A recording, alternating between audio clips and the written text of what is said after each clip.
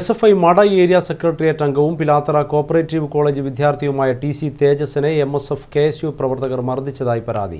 തിങ്കളാഴ്ച രാത്രി 10:30 ഏഴോം മേലതിയടം റോഡിൽ വെച്ചായിരുന്നു അക്രമം.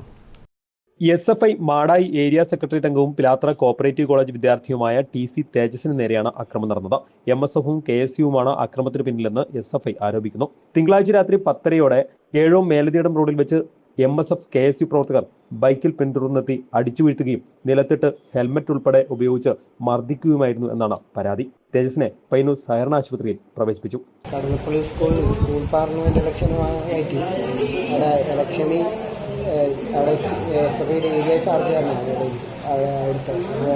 അവിടെ കേന്ദ്രീകരിക്കുന്നതിൻ്റെ ഭാഗമായിട്ട് MSFും KSUവും ആൾക്കാർ ഭാഗമായി ദിവസവും അവിടെ കേന്ദ്രീകരിക്കാനായിട്ട് എപ്പോഴും നമ്മളെ ഒരു ശത്രുവിനെ പോലെ കാണുന്ന ഒരു മനോഭാവം അവിടെ ഉണ്ടായിട്ടുണ്ട്.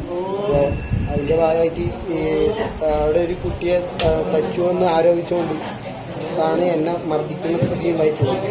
അപ്പോൾ ഞാൻ ഇന്നലെ അമ്മേൻ്റെ വീട്ടിൽ നിന്ന് എൻ്റെ നിലവിൽ പടന്നപ്പുറം സ്വദേശിയാണ്. അപ്പോൾ ഏഴോട്ടത്തിൽ ഞാൻ പടന്നപ്പുറത്തേക്ക് പോകുന്ന സമയത്ത് അവിടെ ബൈക്കിൽ രണ്ട് ബൈക്കിൽ 4 ആൾക്കാരായിട്ട് വന്നിട്ട് എന്നെ മർദ്ദിക്കുന്ന സ്ഥിതി ഉണ്ടായിട്ടുണ്ട്. സംഭവത്തിൽ പരിയാരം പോലീസ് കേസെടുത്ത് അന്വേഷണം ആരംഭിച്ചു. News bureau, Payyanur.